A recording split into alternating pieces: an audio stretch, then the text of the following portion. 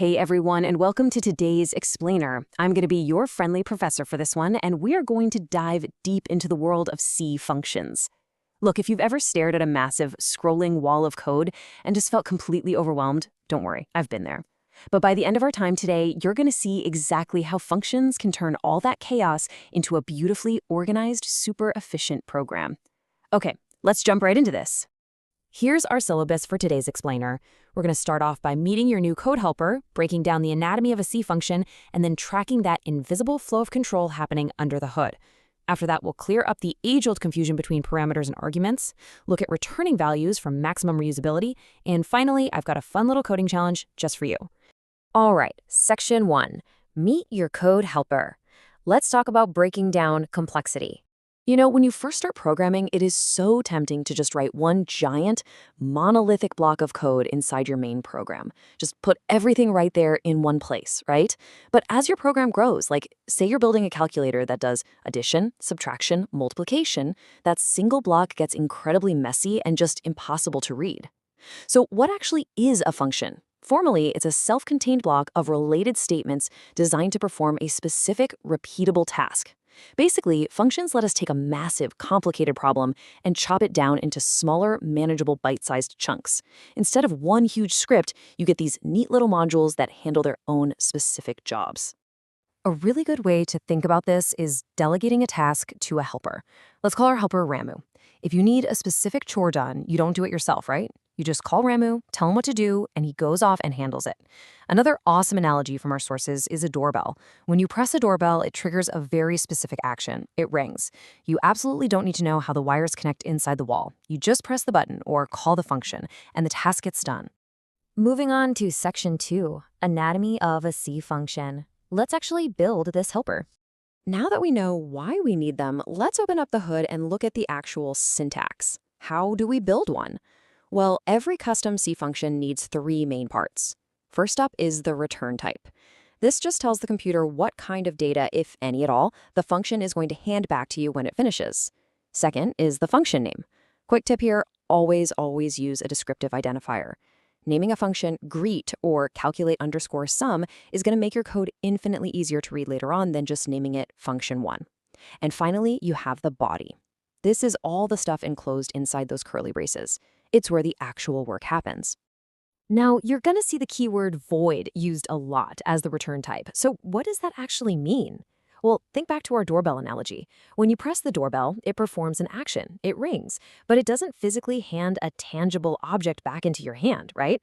In C, void simply means the function does its job, like maybe printing a message to the screen, but it hands no data value back to the rest of the program. It just does the work and finishes up. Section 3. The flow of control, the execution journey. So how does the computer actually execute this? Let's trace the invisible journey the computer takes when a function is called. In any C program, execution always starts at the main function. As the computer reads down line by line, it eventually hits your custom function call, say you called greet. At that exact millisecond, the control of the program literally leaps out of main and jumps straight over to where you defined the greet function. It executes the code inside that body.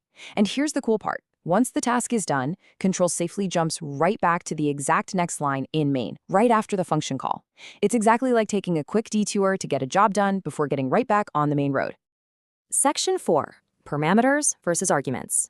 Let's talk placeholders and values. Okay, let's clear up something that trips up almost every single beginner. This is crucial. We have to separate the setup from the execution. Parameters are the variables you define in the function signature when you create it. Think of them as empty placeholders just waiting to receive data, like in number 1 and number 2. Arguments, on the other hand, are the actual concrete values you pass into the function when you call it, like the actual numbers 8 and 9. People use these terms interchangeably all the time, but technically, the parameter is the parking spot and the argument is the car you actually park in it. And remember, their data types have to match. If your parameter is expecting an integer, you better pass an integer argument. Section 5. Returning values and reusability. Let's make this code work for us. Let's put this all together now. What if we don't want a void function? What if we want our helper to do some math and actually hand the answer back to us? Well, if we want a function to add two numbers, we first replace that void keyword with int, which signals we expect an integer back. Next, we set up our parameters, int num1 and int num2. Inside the body, we execute our math. Int sum equals num1 plus num2. And finally, the star of the whole show, the return statement. We literally write return sum. That instruction grabs the calculated value, immediately exits the function, and hands that exact number back to wherever we called it in main, so we can store it or print it out. And this right here leads us to the ultimate superpower of functions, code reusability. I cannot stress this enough. Calling a function 3 times is infinitely better than copying and pasting the internal code 3 times. If you need to calculate a sum in 5 different places in your program, you do not write that math logic 5 times. No way. You write the function once, and you just call it 5 times with different arguments. It's an absolute game changer. It keeps your code clean, readable, and so much easier to fix if you ever need to update your logic. All right, Section 6, your coding challenge. Time to test your skills. We have covered a ton of ground today, from syntax to control flow to passing arguments. So now it's your turn. Here is your pop quiz to test everything we've learned in this explainer. Can you write a custom function that accepts a single integer parameter, calculates its cube, which just means the number multiplied by itself 3 times, and returns that result back to the main program? Think carefully about what your return type should be, what your parameters are, and exactly how you're going to use that return statement. I really encourage you to open up your code editor and try it out right now. Programming is absolutely best learned by doing. Thanks so much for joining me on this explainer today, and keep on coding.